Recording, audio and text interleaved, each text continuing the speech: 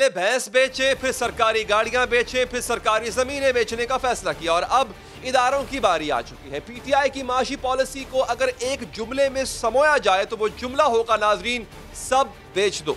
ये पॉलिसी परेशान कुन है, लेकिन इससे भी परेशान कुन बात यह है कि इक्तदार मिलने से पहले यही तहरीक-ए-इंसाफ एक मुख्तलिफ पॉलिसी के ख्वाब दिखाती थी, उम्मीद दिलाती थी कि इक्तदार में आने के बाद वो इदारों को ठीक कर देगी, इन्हें मुनाफा बख्श बना देगी। जब इदारे मुनाफा बख्श हो जाएंगे तो उनकी निजकारी की जरूरत नहीं रहेगी। तहरीक-ए-इंसाफ इक्तदार मिलने से पहले इस एक आस दिलाती थी कि इससे सरकारी इदारे ठीक करने का मुकम्मल मंसूबा तक बना रखा है। कहती थी कि वो सरकारी इदारों में सरकार की मदाखलत कम कर देगी, मेरिट पर सरबराहों का तकर्रुर करेगी। लेकिन इक्तदार मिलने के बाद तहरीक-ए-इंसाफ की सिर्फ एक पॉलिसी रह गई है, बेच दो, सब बेच दो। अभी ताज़ा खबर यह है कि हुकूमत पाकिस्तान स्टील मिल्स के 9000 मुलाजिमीन को फारिग करने जा रही है। जब तहरीक-ए-इंसाफ हुकूमत में नहीं आई थी उस वक्त शिकवा करती थी कि स्टील मिल बंद पड़ी है, इसके मुलाजिमीन को तनख्वाहें नहीं मिल रही। इस बात पर अफसोस का इजहार किया जाता था और हुकूमत में आने के बाद इसलिए मुलाजिमीन को निकाला जा रहा है कि स्टील मिल तो बंद है, तनख्वाहें क्यों दें। स्पीकर साहब, आपको दुख भी होगा, रंज भी होगा, ताज्जुब भी होगा ये सुन के पिछले 8 माह से पाकिस्तान की तारीख में पहली दफा स्टील मिल बंद पड़ी हुई है। 4-4 महीने, 5-5 महीने मुलाजमीन को तनख्वाहें नहीं मिल रही, बेवा को पेंशन नहीं मिल रही, लोगों के चूल्हे बंद हो गए। पिछले 5.5 साल में जब से ये मिल बंद है तो हुकूमत पाकिस्तान का टैक्स पेयर का पैसा 20 करोड़ अवाम अपने खून पसीने से पैसा कमाती है, 55 अरब रुपया इस मिल के मुलाजमीन को, बंद मिल के मुलाजमीन को सिर्फ तनख्वाहें देने में लगाया गया है। इमरान खान जब वज़ीर आज़म नहीं बने थे उस वक्त स्टील मिल की निजकारी के खिलाफ थे। ये दावा करते थे कि वो मैनेजमेंट ठीक करके स्टील मिल चला लेंगे, इसे मुनाफे में ले आएंगे। सुने जरा, ठीक करने के लिए तहरीक-ए-इंसाफ जो फार्मूला पेश करती थी वो बहुत ही सादा नजर आता था। आवाम को बताया जाता था कि तहरीक-ए-इंसाफ ने सब तहकीक कर ली है, सिर्फ अच्छा बोर्ड ऑफ डायरेक्टर लाने से, अच्छा चीफ एग्जीक्यूटिव लाने से स्टील मिल की कारकर्दगी ठीक हो जाएगी। अब हुकूमत बनाने के 2 साल बाद तहरीक-ए-इंसाफ आवाम को ये बता रही है कि मिल पर तो बहुत कर्जा चढ़ चुका। सबसे पहला काम जो है जिसमें 1 रुपया भी नहीं लगता, 1 रुपए का भी खर्चा नहीं है, आप अच्छा बोर्ड ऑफ डायरेक्टर लाएं, एक अच्छा चीफ एग्जीक्यूटिव लाएं जिसको स्टील मिल के बारे में कुछ पता हो, आपकी स्टील मिल की बेहतरी का पहला कदम हो जाएगा। हमारी जब हुकूमत आई तो हमने एक एक्सपर्ट्स का पैनल बैठाया कि वो जायजा ले कि इस मिल का क्या मुस्तकबिल होना चाहिए, क्योंकि हम नहीं चाहते कि जिस तरह पिछली हुकूमतें आई हैं जो ना तो इस मिल को रिवाइव कर सकी हैं, जो ना इस मिल को प्राइवेटाइज कर सकी हैं, जो ना इस मिल के मुलाजमीन को वक्त पे तनख्वाहें भी दे सकी हैं, जो कर्जे पे कर्जा भी बढ़ाती चली गई हैं इस मिल के ऊपर। आज 230 अरब से ज़्यादा इस मिल के ऊपर जो कर्जा है और नुकसानात हैं वो तजावज़ कर चुके हैं। आपने तो मैनेजमेंट ठीक करके स्टील मिल को बहाल करना था, आप ही ये रोना रो रहे हैं कि स्टील मिल चल नहीं रही, इसलिए मुलाजमीन को निकालना जरूरी है। आप अपने कहे के मुताबिक कोई अच्छा चीफ एग्जीक्यूटिव क्यों नहीं लाते, अच्छा बोर्ड ऑफ डायरेक्टर क्यों नहीं लाते? आज के वजीर मंसूबाबंदी और माजी के वजीर खजाना असद उमर हुकूमत मिलने से पहले स्टील मिल्स के मुलाजमीन से मिले थे और इनसे वादा किया था कि अगर तहरीक-ए-इंसाफ की हुकूमत आई और स्टील मिल के मजदूरों को हक ना मिला तो वो हुकूमत के साथ नहीं खड़े होंगे। दावा करने वाले असद उमर आखिरी इत्तलात आने तक तो हुकूमत के साथ ही खड़े थे। इन असद उमर ने सरकार के कारोबारी इदारों के लिए एक होल्डिंग कंपनी भी बना रखी थी। नाजरीन, इस कंपनी में 11 बोर्ड मेंबर्स होने थे। इस कंपनी के जरिए रियासती इदारों को ठीक करने का दावा किया गया था। 15 जनवरी 2019 को यह कंपनी कायम करने का ऐलान किया गया और 1 साल बाद 22 मार्च 2020 को एक्सप्रेस ट्रिब्यून की खबर के कह रही है कि कंपनी बंद गली में पहुंच चुकी है। निजकारी के मुखालिफ तहरीक-ए-इंसाफ जब हुकूमत में आई तो निजकारी को ही तरजीह बना लिया। इस साल 4 मार्च को 7 इदारों की निजकारी का फैसला किया गया। मावन खुसूसी बराए पेट्रोलियम नदीम बाबुर मीडिया को बता चुके हैं कि स्टील मिल की निजकारी तो हुकूमत की पहली तरजीह है। मैं ब्रॉडली ये आपको बता दूं कि पर्पज हमारा 3 फोल्ड है सारी प्राइवेटाइजेशन का। एक ये कि जो लॉस मेकिंग एंटिटीज हैं उनको किसी तरीके से लॉस जो गवर्नमेंट ऑफ पाकिस्तान को हो रहा है वो कम किया जाए। इसमें पाकिस्तान स्टील मिल्स पे हमारी टॉप प्रायोरिटी पे है। जैसे इमरान खान ने वजीर आजम बनने से पहले स्टील मिल्स के लिए प्लान बना रखा था, इसी तरह का प्लान PIA के लिए भी था। वो इसे सियासी प्रेशर से निकालना चाहते थे, लेकिन हुकूमत में आने के बाद उन्होंने एयर मार्शल अरशद मलिक को PIA का चीफ एग्जीक्यूटिव बनाया। उनकी तकर्रुरी के लिए जो इश्तिहार दिया गया वो भी पढ़ने से ताल्लुक रखता है नाज़रीन, क्योंकि एक एयरलाइन के सीईओ के लिए तालीमी काबिलियत ये मांगी गई कि उसने वॉर कोर्स किया हो, मिलिट्री ऑपरेशंस में डिग्री ली हो। इमरान खान का प्लान जो भी हो, वफाकी वजीर फवाद चौधरी तो ये समझते हैं कि हुकूमत PIA चला ही नहीं सकती। वो कौमी एयरलाइन की निजकारी के हामी। दावा हुकूमत ने गर्दशी कर्जा खत्म करने का भी किया था। गुज़िश्ता बरस मई तक पावर सेक्टर का गर्दशी कर्जा 450 अरब रुपए था।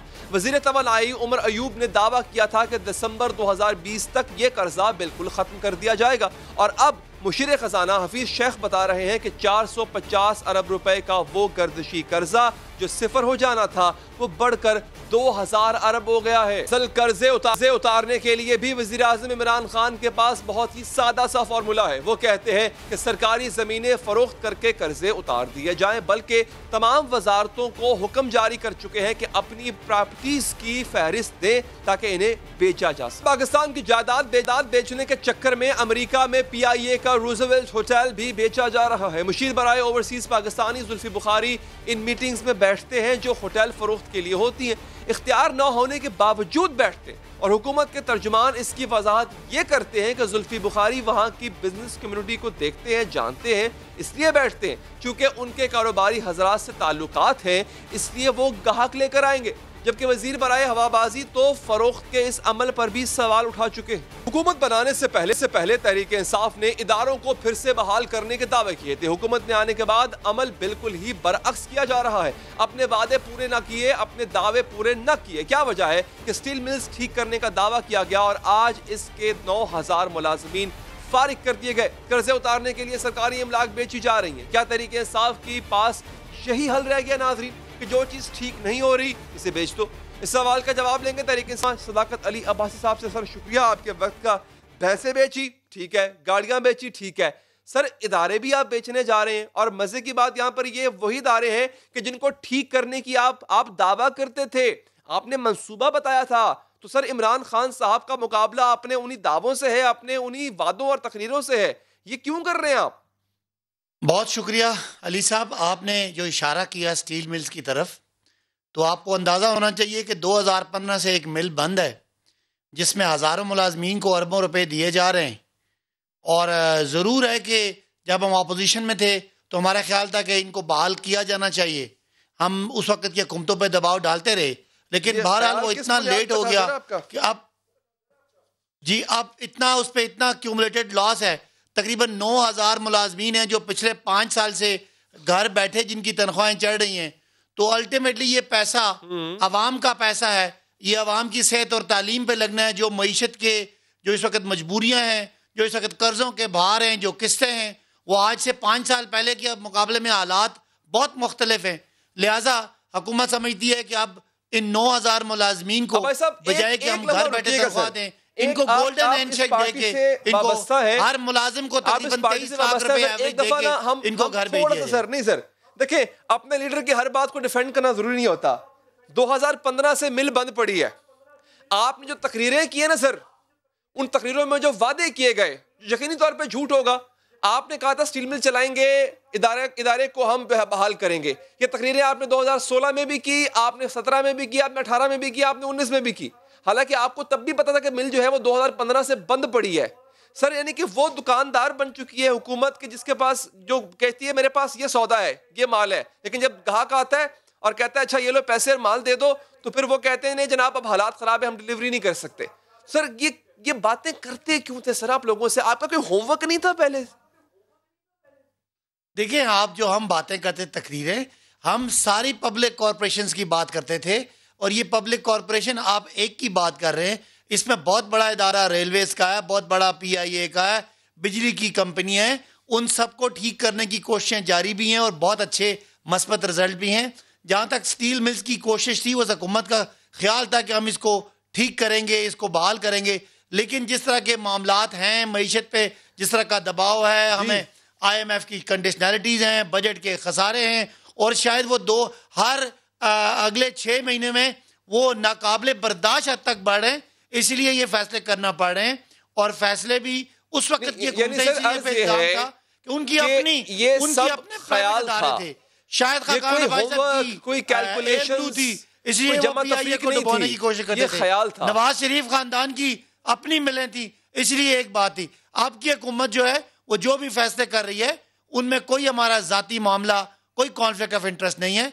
लिहाजा कौम की सर वो हम नहीं कह रहे, अगर कोई छोटा सा मैं वो बात नहीं कर रहा सर, तो मैं आपके फैसलों से जो नुकसान हो रहा है, मैंने बस अब देखिए मेरी अर्ज सुनिएगा सर, मैंने आगाज में जुमला कहा था कि इमरान, आप हम छोड़ दें सर जरदारी नवाज शरीफ को, इमरान खान का मुकाबला जरदारी नवाज शरीफ से है ही नहीं। मुकाबला है 2018 25 जुलाई 2018 से पहले वाले इमरान खान से, इमरान खान आज के इमरान खान का। सर आपका ख्याल था, इस ख्याल ने तो मरवा दिया हमें, इस ख्याल ने तो उन हजारों लोगों को मरवा दिया। आप मुझे बताएं, वो आप उस ख्याल की बुनियाद पे आपने वोट लिए, उस ख्याल की बुनियाद पे आपने हुकूमत जो है वो कायम की, तो सर ये ख्याली पुलाव बेचने थे, होमवर्क नहीं था, कोई कैलकुलेशन, कोई जमा तफरीक नहीं थी कि यार ये ग्राउंड रियलिटीज तो ये है, हम आवाम को क्या दे रहे हैं। अच्छा मुझे पूरा जवाब देने दिया करें ना, जो हमने चीजें कही थी। मैंने कहा पब्लिक कॉर्पोरेशन की एक बहुत बड़ी लिस्ट है, उसमें मैंने आपको PIA को कहा, PIA को हम जो ऑपरेशन नुकसान से ऑपरेशन मुनाफे में ले आए, और उसमें रेलवेज को भी एक्सपैंड करने की, बेहतर करने की कोशिश जारी है। दुबई की टिकट सस्ती है, कराची की महंगी है लाहौर से। अब मेरा जवाब सुन लेना, अब मेरा जवाब सुन ले, नहीं मुझे जवाब देने दें। बिजली के इदारे थे, उनके जितने लॉसेस थे वो कम किए। जहां तक स्टील मिल्स की बात है, तो ये भाई 2015 से बंद थी। हमारा ख्याल था कि हम इसको अभी भी दो बातें चल रही थी, लेकिन आखिर में जो ये कोरोना की सूरत हाल है, जो मईशत पे नया दबाव आया, जो हमारी कैलकुलेशन में नहीं था, उसकी बुनियाद पे कौमी मफाद में ये फैसला किया जा रहा है। जहां तक आपने कहा कि इमरान खान के बयानों से मुकाबला है, अली साहब, इमरान खान साहब की अना, हमारी पार्टी के सियासी अना कौमी मफाद से बड़ी नहीं है, इसलिए कौमी मफाद को तरजीह दिया जा रहा है। जो हमें बेहतर लग रहा है आज के हालात में वो फैसला कर रहे हैं, हमारी सियासी अना इससे बड़ी नहीं है। चले सर, वैसे 70 साल से वसीतर कौमी मफाद में ही सब कुछ हुआ है, लेकिन सर आपने जो इदारों की बात की ना, कि आपने कॉर्पोरेशंस की बात की थी, बारी बारी आ जाते हैं। सर आपने बिजली का जिक्र किया, वेरी गुड। हफीज शेख साहब खुद माने 2000 अरब तक आपका सर्कुलर डेट जा चुका है सर। एक पैसा भी सर्कुलर डेट में अगर आपने उतारा हो, सर्कुलर डेट आपके दौरे हुकूमत में कहां से कहां पहुंच गया। आपने 2020 में ये खत्म करना था। एक बात, रेलवे की जमीनें सर आप बेचने जा रहे हैं, रेलवे की आप बात करें ना, उसकी जमीनें भी बेचने पर रेलवे इंतजामिया जो है वो तुलती जा रही है। जो गाय बेची, गाड़ियां बेची, वो तो अलग बात है ना सर। आप PIA की बात कर रहे थे सर, PIA का दुबई का टिकट सस्ता है, यहाँ से लाहौर से कराची का टिकट जो है ना वो होश उड़ा देता है आपके। मतलब इतनी कॉस्ट ले जाए, इतनी आप प्राइस ले जाए ऊपर, कहें जी हमने ऑपरेशनल कॉस्ट कम कर दी, खर्चे कम नहीं किए, नुकसान कम नहीं किया, आपने वो कस्टमर से, वो क्लाइंट से निकाला पैसा। सर ये सब दिखावे की चीजें हैं, माजरत के साथ। अब जरा मुझे जितनी देर का सवाल है उतनी देर का जवाब भी सुना करें। सबसे पहले आपने कहा कि सर्कुलर डेट बढ़ा, बिल्कुल सर्कुलर डेट बढ़ रहा है, लेकिन आप मंथली, माहाना, क्वार्टरली, जो मंथली हमारे पास 38 अरब का ऐड हो रहा था, अब वो जाके 12-13 अरब तक चला गया है। इसमें हुकूमत ने फ्यूल एडजस्टमेंट की, कीमतें एडजस्टमेंट की, बिजली की चोरी रोकी, तकरीबन 100 अरब रुपया तो खाली चोरी का रोका, 117 अरब रुपया, तो वो तो उसमें फायदा आ गया। आपने PIA की बात की, आप जो पहलू पे बात कर रहे हैं वो एक पहलू है। मैं आपको बता रहा हूं कि PIA अरबों के नुकसानों से अब ऑपरेशनल मुनाफे में आ गया। जाहिर है कर्जे हैं, उनकी किस्तें हैं, जो उसकी बिजनेस है, वो जो उसके ऑपरेशंस हैं, वो नफे में आ गए। इसी तरह रेलवेज की भी है। ठीक है, ठीक है अभाई साहब, बहुत बहुत शुक्रिया सर, बहुत शुक्रिया आपके वक्त का। आपको लगता है कि यही एक इसका हल था, तो बिल्कुल ठीक है। यहाँ पर एक वक्फा लेते हैं, वक्फे के बाद नाज़रीन, पंजाब में और पंजाब के बड़े शहरों में अब कोरोना की सूरत हाल कंट्रोल से बाहर हो चुकी है। हाथ पांव फूल चुके हैं, करें क्या, इस पर बात करेंगे, रिपोर्ट भी करेंगे और डॉक्टर ज़ात से भी बात करेंगे इस वक्फे के बाद।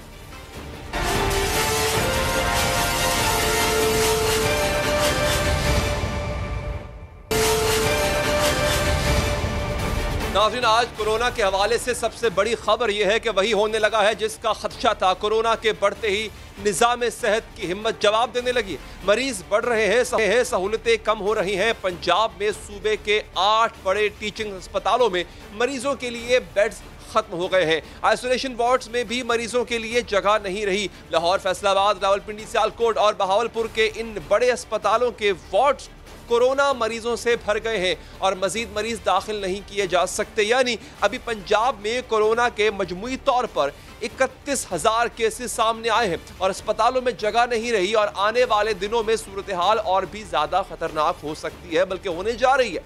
पंजाब की काबीना कमेटी बराए इंसदादे कोरोना में पेश की जाने वाली रिपोर्ट में मोहलक वायरस के फैलाव के हवाले से इंतहाई परेशान कुन पेशगोई की गई है। नाज़रीन, महकमा सेहत पंजाब की रिपोर्ट के मुताबिक सिर्फ जून में कोरोना के 34,000 नए केसेस सामने आ सकते हैं और 30 जून तक पंजाब में कोरोना के केसेस की तादाद 60,000 तक पहुंच सकती है।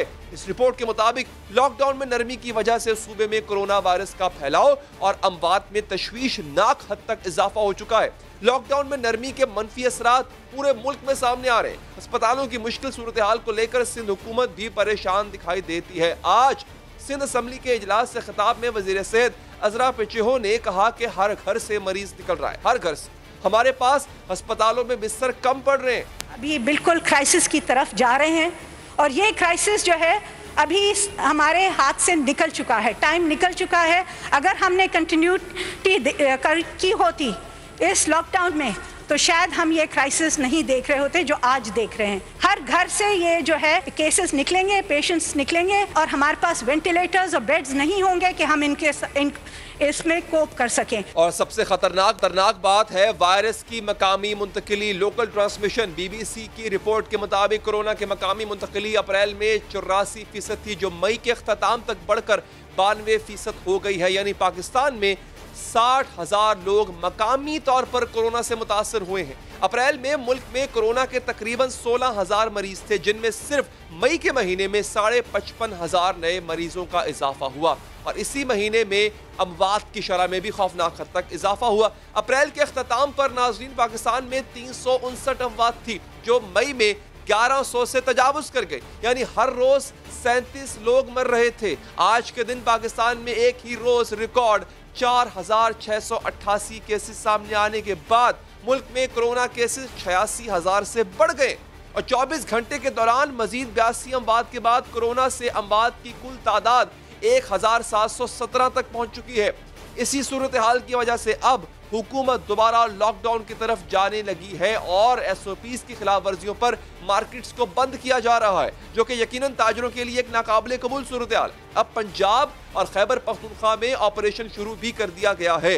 पेशावर में SOPs की खिलाफ वर्जी पर मुतादिद शॉपिंग सेंटर्स सील कर दिए गए। रावलपिंडी में भी ऐसा ही हुआ गया और दुकानदारों को तंबीह की गई है कि अगर वो दुकानें खोलना चाहते हैं तो SOPs को फॉलो करें, वरना गिरफ्तारियां भी अमल में लाई जाएंगी। और 3 मार्केट्स में भी उनको भी सील किया गया। गुजरावाला में भी इंतजामिया ने सैटेलाइट टाउन मार्केट को बंद करवा दिया। अब कल से लाहौर में भी बेएहतियाती करने वाली दुकानों को ताले लगाए जाएंगे। आज सूबाई वजीर सनत तिजारत मियां असलम इकबाल ने प्रेस कॉन्फ्रेंस करते हुए लाहौर के ताजरों को खबरदार किया कि कल से बाजारों का अचानक दौरा करेंगे और कहीं भी खिलाफ वर्जी देखी गई तो एक दुकान नहीं बल्कि पूरी मार्केट बंद कर देंगे। अब हुकूमत के इस ऐलान पर ताजरों ने SOPs की खिलाफ वर्जी और बाजारों में रश की जिम्मेदारी हुकूमत पर डाली है। नाज़रीन, कोरोना के फैलाव को रोकने के लिए हुकूमत के पास लॉकडाउन और SOPs पर अमल दरामद के सिवा कोई और ऑप्शन नहीं है, क्योंकि कोरोना के फैलाव में तेजी की वजह लॉकडाउन की नरमी ही है और वो हुकूमत जो मार्केट्स खुलवाने पर तुली हुई थी अब सूरत हाल से घबरा कर मार्केटें बंद करवाने जा रही है। इस पर बात करेंगे। सबसे हमारे नुमाइंदे दानियाल उमर हमारे साथ मौजूद हैं। उसके बाद थोड़ी ही देर में हमें डॉक्टर जावेद अकरम साहब भी ज्वाइन करेंगे। दानियाल, ये बताइएगा कि अब यही वजह है कि ईद पे, खास तौर पे रमजान के दौरान और ईद पर इन्होंने शॉपिंग मॉल्स खोले, मार्केट्स खोली, लोगों का हजूम उमड़ आया, बाहर आए, लोगों ने शॉपिंग की। अब उनमें वायरस की तस्दीक आहिस्ता आहिस्ता होती जा रही है। तो अब हुकूमत प्लान क्या कर रही है, इसको कंटेन किस तरह करेगी?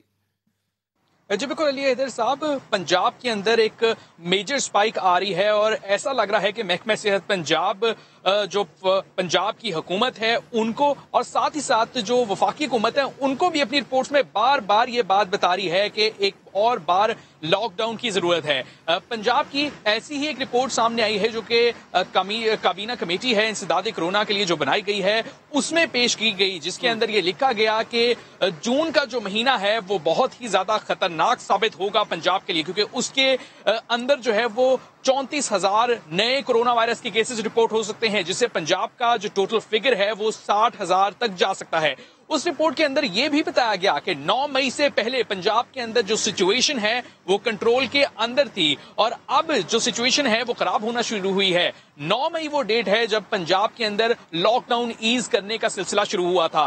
लॉकडाउन में जैसे जैसे नरमी हुई, दुकानें खोलना शुरू हुई, मुख्तलिफ जो बिजनेसेस हैं उनको खोलना शुरू किया गवर्नमेंट ने, तो उसके बाद जब लोगों का मेल मिलाप शुरू हुआ तो कोरोना वायरस के जो केसेस हैं उनमें इजाफा होना शुरू हो गया। लोगों की इंटरैक्शन रोकने के बारे में जो महकमे सेहत पंजाब है वो बार बार जो काबीना कमेटी बराए इंसदाद कोरोना है उसे आगाह भी कर रहा है कि आप पंजाब हुकूमत से ये सिफारिश करें। इससे पहले भी एक समरी जो कि महकमे सेहत पंजाब ने वजीर आला पंजाब को भेजी थी, जो समरी जो है वो उस पर कोई भी उन्हें जवाब नहीं दिया गया। जिस समरी में कहा गया था कि लाहौर के अंदर लाखों की तादाद में केसेस हैं और 28 दिन का एक लॉकडाउन जरूरी है। इसी रिपोर्ट के अंदर यह भी बताया गया है कि 30 मई को पंजाब के अंदर अमवात जो हैं वो बहुत ज्यादा तादाद में रिकॉर्ड हुई और अगर पंजाब को एक अलग एंटिटी के तौर पे देखा जाए, एक अलग मुल्क के तौर पर देखा जाए तो पंजाब 15वें नंबर पर खड़ा हुआ है दुनिया भर के अंदर के इतनी ज्यादा अमवात एक ही दिन में 24 घंटे के दौरान जो है वो रिकॉर्ड हुई हैं और 199 ममालिक जो है वो पंजाब से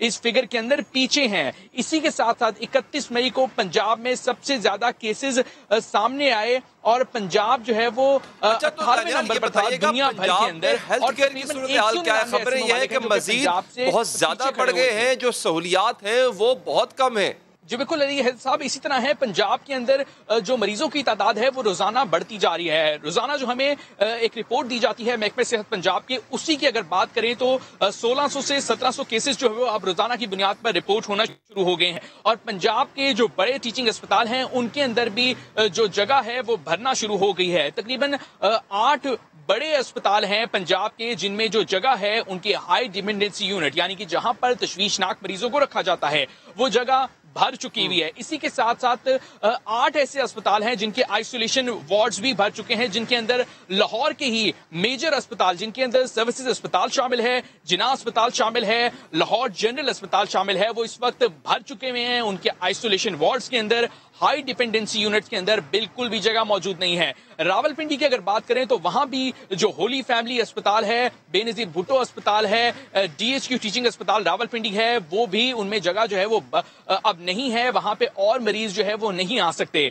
फैसलाबाद के अंदर जो कि पंजाब का दूसरा बड़ा शहर है, 40 लाख की आबादी है उस शहर की, उसके अंदर जो अस्पताल हैं वहां पे भी उन अस्पतालों के अंदर सिर्फ पूरे फैसलाबाद के जो अस्पताल हैं 11 हाई डिपेंडेंसी यूनिट में जगह जो बची है और 7 वेंटिलेटर्स हैं उनके पास जो बचे हैं एक 40 लाख की आबादी के शहर के लिए। भावलपुर जो विक्टोरिया अस्पताल है वो भी पूरी तरह से बच चुका है, जो वहां पे चूंकि एक ही बड़ा वाहिद अस्पताल है वो उस इलाके का टीचिंग अस्पताल है वो भर अच्छा दानियाल ये बताइएगा कि क्या अब गवर्नमेंट ऑफ पंजाब दोबारा लॉकडाउन की तरफ जाने का सोच रही है? क्या इम्कान है इसका? अली साहब बिल्कुल भी ऐसा नहीं लगता कि पंजाब गवर्नमेंट किसी भी लॉकडाउन की तरफ जाने का सोच रही है, लेकिन जो SOPs पर अमल दरामद करवाने के लिए गवर्नमेंट ने मजीद सख्ती लाने का जरूर फैसला किया है। जो डॉक्टर यास्मीन राशिद हैं, वजीर सेहत हैं, उन्होंने कहा था कि गवर्नमेंट अब पार्क्स भी खोलना चाह रही है, तो हमने कहा है कि अगर आप पार्क्स खोलना चाहते हैं तो खोल लें। ठीक है दानियाल, आपका बहुत बहुत शुक्रिया, आपने हमें अपडेट किया। बात करते हैं डॉक्टर जावेद अकरम साहब। डॉक्टर साहब बहुत बहुत शुक्रिया। सर अब करना क्या है? ये तो हो गया, लॉकडाउन में नरमी की, लोग बाहर आए, लोगों ने SOPs की परवाह नहीं की, नतीजा आपके सामने है। सर अब किया क्या जाना चाहिए? बहुत शुक्रिया अली। देखो अगर आप अपना रमज़ान का प्रोग्राम की आर्काइविंग कर सको तो मैंने आपको उस वक़्त ये कही थी और आपने थोड़ा सा ताज्जुब किया था कि जब इचरे की और नारकली की फुटेज दिखाई थी आपने, तो मैंने आपको कहा था कि इसका अब जो हुआ है और जो वायलेट हुआ है, जो भी एग्रीमेंट हुआ था ट्रेडर्स और इनके गवर्नमेंट के दौरान, और ये सारा कुछ हुआ था, और जो आइसक्रीम पार्लर पे बीडन रोड पे रश दिखाए गए थे, तो मैंने आपको कहा था इसका खमियाजा हम तकरीबन 10 से 15 दिन बाद ईद के भुगतेंगे, क्योंकि इंक्यूबेशन पीरियड ऐड हो गया ना। तो इंक्यूबेशन पीरियड है जिसमें वायरस अपने आप को शो नहीं करती, बाद में बॉडी में अपीयर होती है।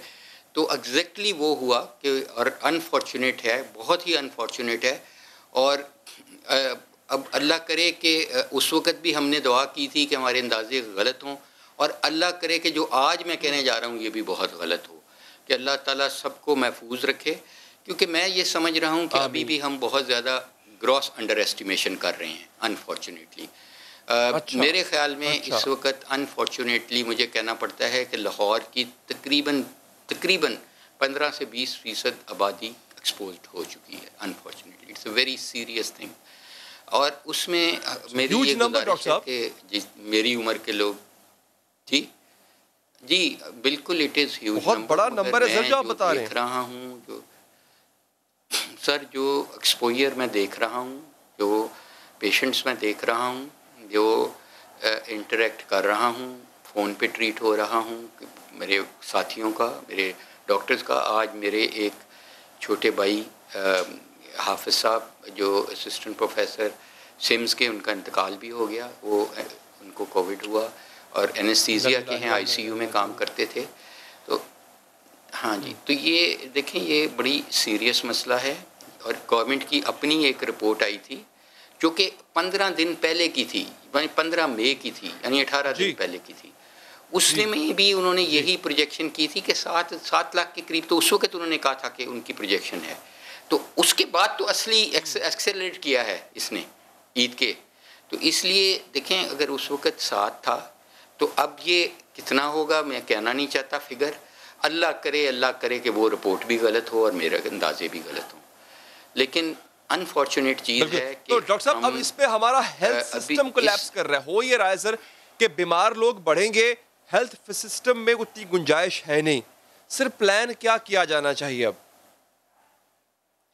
तो अली मैंने ये भी उस वक्त ये भी कहा था, अगर आप आर्काइविंग कर सको तो इसमें मसला ये है कि देखें जिस तरह हम अपने डॉक्टर्स कुर्बानी दे रहे हैं, जिस तरह हम मर रहे हैं, अल्लाह करे, मैं ये नहीं कह रहा कि हम पीछे हटने वाले हैं।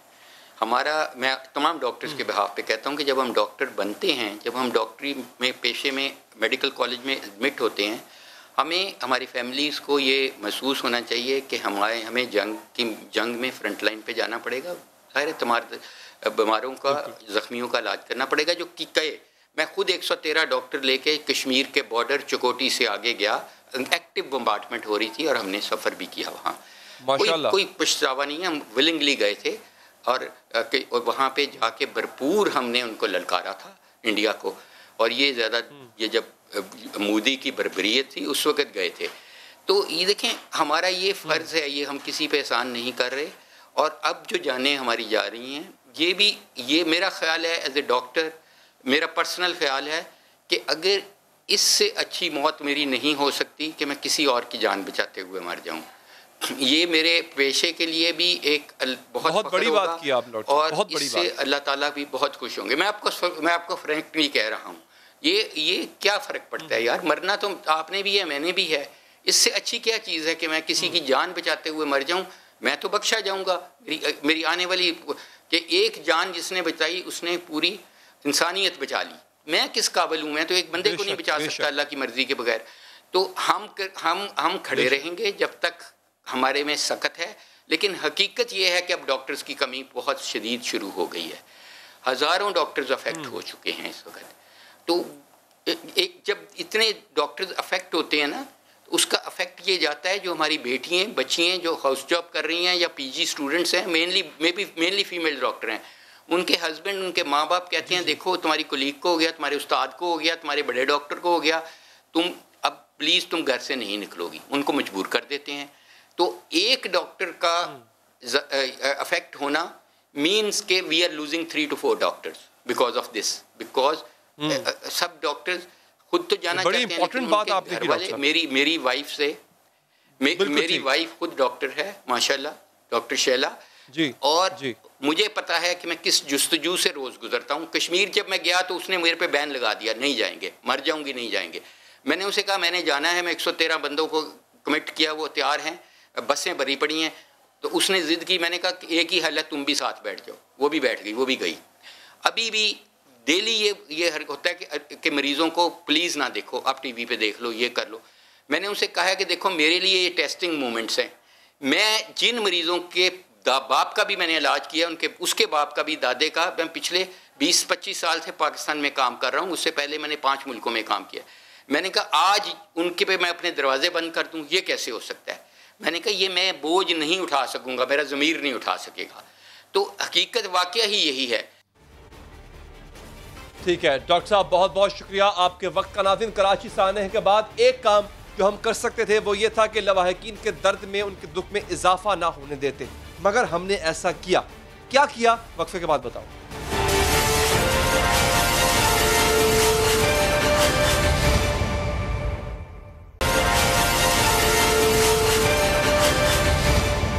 नाज़रीन, क्या लोगों से उनके प्यारों की लाशों के नाम पर गलत बयानी की गई है? क्या अपने प्यारों को खोने वालों से झूठ बोला गया है? क्या तैयारा हादसा के शोहदा की शनाख्त का अमल मशकूक है? अगर डेंटल ट्रीटमेंट में गलती का इम्कान था तो फिर क्यों लोगों के जज्बात से खेला गया? एक निहायत हसास और इंतहाई नाजुक मामले पर सामने आने वाले इंकशाफात ने एक नया पेंडोरा बॉक्स खोल दिया। आज पंजाब फोरेंसिक एजेंसी के डीजी डॉक्टर अशरफ ने कराची तैयारा हादसे में लाशों की शनाख्त पर सवालात उठा दिए। डॉक्टर अशरफ ताहिर ने यूनिवर्सिटी ऑफ हेल्थ साइंसेज के माहिरीन के तरीक़ाकार पर एतराज़ात करते हुए कहा कि दांतों के फरसूदा तरीके से तैयारा हादसे के शोहदा की गलत शनाख्त की गई है। UHS के माहिरीन झूठ बोलकर किसी की लाश किसी और को दे रहे हैं। जी पाकिस्तान हर कुछ हो सकता है, क्योंकि यहाँ प्रोफेशनल झूठ बोलने वाले बेशुमार हैं। डेंटल वेंटल का कोई काम नहीं है इसमें। पहले वो डेंटल रिकॉर्ड होगा, फिर आपका डेड बॉडी का एक्सरे लिया जाएगा, फिर दोनों एक्सरे कंपेयर किए जाएंगे। ये एक ओल्ड टेक्निक थी, ये भी गैस वर्क है। आगे DNA ये अगर हम करेंगे तो उसके बाद DNA ने कन्फर्मेशन करनी है। ये सब झूठ है, ये सारा अपनी दुकानदारी है। मैं ये एक्चुअली मेरे हिसाब से ये जो लोग डेंटल का क्लेम कर रहे हैं they are criminal, that's criminal. बताएं अपना कि मैं नहीं कर सकता। DG Punjab forensic doctor Ashraf ने भी कहा है कि यूनिवर्सिटी ऑफ हेल्थ साइंसेज के माहिरीन हुकूमत से फंड्स लेने के लिए झूठ बोलते हैं। इनके इस तहलकाखेज बयान के बाद vice chancellor university of health sciences का भी सख्त रद्द-ए-अमल आया। डॉक्टर जावेद अकरम ने डॉक्टर अशरफ के बयान को अफसोसनाक करार देते हुए कहा कि हमने सिर्फ उन लाशों की तस्दीक की जिनका रिकॉर्ड फराहम किया गया था, यही नहीं बल्कि दांतों के रिकॉर्ड से शनाख्त करने वाले dental investigator doctor Humayun Taimur ने भी डॉक्टर अशरफ के इल्जामात को छुटलाते हुए कहा कि इन्हें अपने शनाख्ती तरीके पर मुकम्मल इत्मीनान है। टोटल 14 बॉडीज की आइडेंटिफिकेशन मैंने की है। 14 बॉडीज की आइडेंटिफिकेशन का मैं जिम्मेदार हूं। उन 14 बॉडीज को जो लिस्ट है वो मैंने पुलिस सर्जन कराची के हवाले कर दी है। आप पुलिस स्टेशन कराची से वो लिस्ट ले लीजिए कि जो 14 बॉडीज मैंने की हैं, अगर उसमें कोई प्रॉब्लम है तो मैं जिम्मेदार। लेकिन डॉक्टर जावेद अकरम और डेंटल एक्सपर्ट हुमायूं तैमूर के दावों के बरअक्स तैयारा हादसे के शोहदा के कई लवाहिकीन को अपने प्यारों की शनाख्त में एक इम्तिहान का सामना रहा था। हादसे में शहीद होने वाली मुसाफिर नौशीन ताहिर की शनाख्त पर कराची यूनिवर्सिटी के माहिरीन की रिपोर्ट गलत निकली थी। लाशों की शनाख्त के इंतहाई हसास अमल में ऐसी गफलत निहायत अफसोसनाक है। जब कराची में तैयारा हादसा हुआ तो उसके बाद लवाहिकीन परेशान थे, अपने प्यारों की खातिर धक्के खा रहे थे और इल्तिजाएं कर रहे थे। इस सफाक सिस्टम ने उनके साथ दोहरा मजाक किया है। पहले उन लोगों को अपने प्यारों के लिए रुलाया गया, इन्हें दर दर की ठोकरें खाने पर मजबूर किया गया, इतना खपाया गया कि जब उनके अपनों की शनाख्त हुई तो उनको इतनी खुशी हुई जैसे इन्हें बच्चों की जिंदगी की खबर मिल गई। हमेशा की तरह बड़ा मुश्किल होता है, मेरे लिए बहुत मुश्किल होता है जब लवाहिकीन से बात करना पड़ती है। मैं शुक्रगुजार हूँ मोहतरमा गजाला बे का और आरिफ इकबाल साहब का कि दोनों ने वक्त निकाला, और मैं इंतहाई तहे दिल से शुक्रिया अदा करता हूँ। जिस दर्द से आप गुजर रहे हैं वो आप ही जानते हैं। गजाला साहिबा, आपसे आगाज़ करूँगा, कुछ बताना पसंद करेंगी वो कौन सा किस तरह का प्रोसीजर था कि जिसके बाद फिर आपको जो है वो मैयतों का हुसूल जो है वो मुमकिन हो सका? वो प्रोसीजर जो है स्मूदली हुआ या आपको भी बाकियों की तरह, आरिफ साहब की तरह मुश्किलात पेश आई? ये प्रोसीजर बहुत मुश्किल था, मैं अपने वर्ड्स में एक्सप्लेन नहीं कर सकती कि खाली लेंथी ही नहीं और कितना पेनफुल था। हमारी फैमिली दिन रात वहाँ पे मॉर्ग्स में मौजूद होती थी आइडेंटिफाई करने के लिए। वहाँ पे कोई हेल्प डेस्क मौजूद नहीं था, कोई हेल्प हमारे लिए मौजूद नहीं थी जो हमें बता सकती कि हमें कहाँ जाना है, क्या कैसे आइडेंटिफाई करना है, क्या प्रोसीजर है। डे 1 पे हमसे दिया गया, हमसे डेंटल पिक्चर्स ली गई हमारे भाई की, मेरे भाई का नाम वहीद बेग है और उनकी पिक्चर्स ली गई। डॉक्टर हुमायूं जो हैं वो डेंटल बेसिस पे लेना चाह रहे थे। मुझे समझ में नहीं आता कि वो पिक्चर्स के ज़रिए किस तरह बॉडी को आइडेंटिफाई करते, लेकिन उन पिक्चर्स के ऊपर हमें कोई रिस्पॉन्स नहीं आया। 4th-5th डे पे हमने एक बॉडी फिज़िकली आइडेंटिफाई की कपड़ों के बेसिस के ऊपर, जूतों के बेसिस के ऊपर, और सब कुछ क्लियर हो गया था, सब कुछ क्लियर हो गया था। हमें 12 बजे बुलाया गया कि आप लोग बॉडी रिसीव कर लें, और जब हम 12 बजे वहाँ पे पहुँचे हैं तो पता चला है कि उन्होंने दूसरी फैमिली को कॉल कर लिया है इस बेसिस पे कि डेंटल टेस्ट उनके लिए पॉजिटिव आ रहा है और ये हम बॉडी उनको देना चाहते हैं, ठीक है। और उनका ये जुमला था कि अगर आप अक्लमंद हैं तो आप ये समझ जाएं कि आपकी जो बॉडी है उसके उज़्बेक टीथ हैं, और जिस बॉडी को आप क्लेम कर रहे हैं उसके सब कॉन्टिनेंटल टीथ स्ट्रक्चर है, ठीक है। तो अब इस बेसिस पे आप कैसे प्रूव कर सकते हैं कि ये बॉडी हमारी नहीं है और ये बॉडी उनकी है या किसी थर्ड पर्सन की है, ठीक है। खाली उज़्बेक और खाली सब कॉन्टिनेंटल बेसिस पे आप ये प्रूव नहीं कर सकते। अभी शाम के 7 बजे के सेशन में उन्होंने एक सीनियर ऑफिसर को बोला कि आप क्वैक को दिखाते हैं। दिस इज़ सो ह्यूमिलिएटिंग, ठीक है। आप अपने वर्ड्स पे गौर करें कि आप क्वैक को दिखाते हैं, तो आपकी बेसिस क्या है? डेंटल तस्वीरों की बेसिस पे या सब कॉन्टिनेंटल के नाम पे या उज़्बेक के नाम पे आप ये बता सकते हैं कि किस बॉडी की है वो, ठीक है। हम जो जूतों का केस था, ठीक है, सीरियल नंबर हमारा मैच नहीं हुआ, उनकी भी पिक्चर मैच नहीं हुई, तो आप ये उज़्बेक या सब कॉन्टिनेंटल के बेसिस पे आप कैसे किसी फैमिली को बॉडी हैंड ओवर कर सकते हैं? हम लोगों ने ये क्लेम किया कि जब तक DNA रिज़ल्ट नहीं आएगा ये बॉडी रिलीज़ नहीं होगी, क्योंकि बेशक ये हमारी ना हो, ये बेशक उनकी ना हो, लेकिन किसी थर्ड फैमिली की भी तो हो सकती है ना। एग्जैक्टली बिल्कुल ठीक है। आरिफ साहब, आपको याद होगा जब लास्ट टाइम आप मेरे प्रोग्राम में आए थे तो एक बहस हुई थी, आपकी डिस्कशन जनरेट हुई थी वो हुमायूं साहब से, जो इसरार कर रहे थे कि डेंटल वेरिफिकेशन जो है वो बड़ी मजबूत है और बड़ी अच्छी है। सर, आपका प्रोसीजर भी हमें याद है अच्छी तरह से, बड़ा ही दुख भरा प्रोसीजर था जिससे आपको गुजरना पड़ा, फिर बड़ी प्रॉब्लम्स हुई। अच्छा, ये एग्जैक्टली आपके साथ भी ऐसा ही हुआ कि आपको भी कहा गया कि आप डेंटल आइडेंटिफिकेशन करवा लें, या आपका DNA के थ्रू जो है वो प्रोसीजर हुआ सारा आइडेंटिफिकेशन का और फिर वो मुकम्मल हुआ? अच्छा, आपको बताता हूँ। Number 1, try to get your record straight. Media वालों को पहले भी कहा हुआ हूँ कि जो खातून के लोग बार बार आप लोग चलाते हैं, she did not lose anybody in the airplane crash, ठीक है ना। Please set the record straight. She is क्या कहते हैं friend of mine, and she knew क्या कहते हैं my kid, she knew my wife, and she was under extreme stress when she made this video. वो लगा दी सारी बात, शी वॉज इमोशनल, ठीक है ना। मेरी पूरी फैमिली चलेगी, तो अब लोग वेरीफाई तक नहीं किए, ठीक है ना। बड़े बड़े लोग, अब सब जियो भी इसी तरह किया, आप भी इसी तरह किए, ठीक है ना। तो सिर्फ एक मैसेज है कि रिस्पॉन्सिबल रिपोर्टिंग। अच्छा, अब आ जाते हैं ये सारे प्रोसेस के ऊपर, ठीक है ना। अपने मेरे सारे फेसबुक पेजेस के ऊपर, ट्विटर के ऊपर पूरी कहानी दी हुई है कि A to Z कितनी खौरी, कितनी जलालत हुई है। और जिस तरह अभी गजाला कह रही हैं कि मुझे भी जिस टाइम पे मैं गया हूँ, मुझे इस्माइल और आइलीन नहीं मिल रहे थे, वहाँ पे हम लोग गए तो NDMA के कंटेनर्स लगे हुए थे उस दिन, ठीक है ना। I think this was the 4th or 5th day after Eid, जब ये ईद मना के आ गए थे। वी ट्राइड गेटिंग इन्फॉर्मेशन, लेकिन वो इन्फॉर्मेशन किसी के पास थी नहीं, कोई हेल्प डेस्क वगैरह इस तरह का नहीं था। देखें, मेरे बच्चे गायब हैं, मुझे आपसे एटलीस्ट टाइमलाइन बता देना, मेरा DNA सैंपल ऑलरेडी दे चुका हूँ, ठीक है ना, फर्स्ट डे आके, कि यार कितने दिन में आ जाएगा, so that I know what to look forward to, कि मुझे 5वें या 6ठे दिन मुझे मेरे बेबीज मिल जाएंगे। कोई इन्फॉर्मेशन आगे से नहीं आ रही है।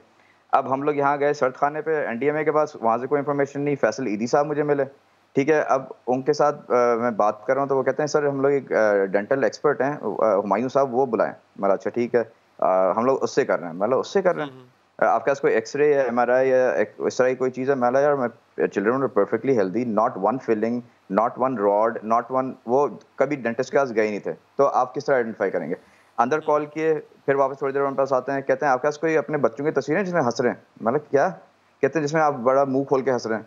मैं देख के उनकी शक्ल देख के परेशान हो गया, ये कहाँ कौन? हाँ जी। मैं किसने कहा है? कहते हैं मुझे हमारे डेंटल एक्सपर्ट है, वो कहते हैं वो दांतों का स्ट्रक्चर वो होता है, वो जो है क्या कहते हैं उसे आइडेंटिफाई करते हैं। मैं अब माफ़ करो खुदा का वास्ता, या मैं पढ़ा लिखा बंदा हूँ, मुझे पता है कि DNA से ही आपका हो सकता है मैच जब इस किस्म का बड़ा हादसा हो, ठीक है ना। और आप फिर रिकॉर्ड ऑन रिकॉर्ड कह रहा हूँ कि पंजाब टीम यहाँ पे आई थी पहले दिन, ये दो दिन सिंध गवर्नमेंट ने रोक के रखा था, इनको सैंपल्स नहीं कलेक्ट करने दिए थे।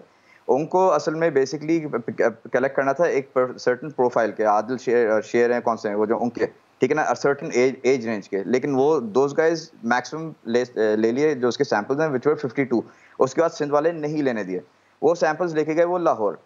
अब हुआ ये कि मुझे डीजी साहब जो हैं देखे मेरे वीडियोस वगैरह, मैं इल्तिजा कर रहा था हर जगह, किसी को कह रहा था या कोई मेरी बात सुन ले, DNA is the only way that we can actually kind of get it done. वो मुझे पता था, लेकिन डीएनए के सैंपल्स यहाँ केयू से आ रहे नहीं थे। फिर जो है क्या कहते हैं, मुझे नासिर साहब कॉल किए वहाँ से कि डीजी साहब आपकी वीडियो वाला देखें, वो हेल्प करना चाह रहे हैं, आप किसी तरीके से हमें अपना डीएनए सैंपल भिजवा दें। मैं बोला अच्छा डीएनए सैंपल, अच्छा वो किस तरह? मैं बोला चलो ठीक है, मैं कराची यूनिवर्सिटी जाता हूँ, उनको मैं रिक्वेस्ट करता हूँ कि यार काइंडली कि यार छोटा सा वो है आपका प्रोसीजर, आप खुद देखे होंगे, just like a swab test, 5 minute में हो जाता है। मैं बोला यार मुझे ऑफ द रिकॉर्ड करके दे दें, मेरे से किट के पैसे ले लें। वो कहते हैं क्यों? मैं बोला मुझे लाहौर भिजवाना है क्योंकि यहाँ बहुत दिन हो गए हैं, 7-8 दिन हो गए हैं, डीएनए के रिजल्ट्स नहीं आ रहे। तो वो कहते हैं नहीं हम लोग दे नहीं सकते ये है। मैं फिर क्या कहते हैं ज़बरदस्ती वो सैंपल निकलवाया, मैं लाहौर भिजवाया अपना fresh sample, not the one in queue, fresh sample.